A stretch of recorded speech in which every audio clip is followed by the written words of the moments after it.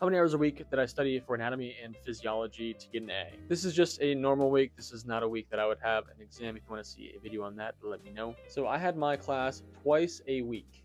Before every single class, I would preview the lecture. This makes sure that when I go into class, nothing is new. I am not seeing it for the first time. Class is meant to be a review.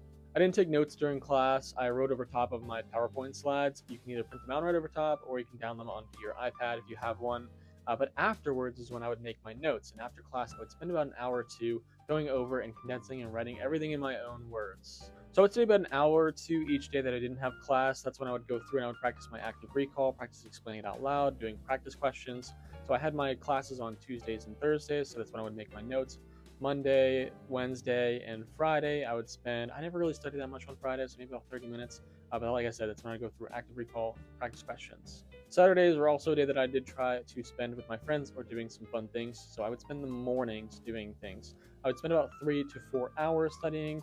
That's not just for anatomy and physiology. Sometimes a lot of that was for A&P, sometimes it was for other classes, but 3 to 4 hours in the morning on Saturday. Sundays were my huge study days. This is when I was trying to get the bulk of the stuff that I had to get done. That's when I did all my assignments. That's when I did all of my readings. But Sundays were my dedicated, I'm going to study all day and I'm going to get everything done that I need to get done and make sure that before I go into the new week of new information, that everything I had gone over that previous week I have down pat.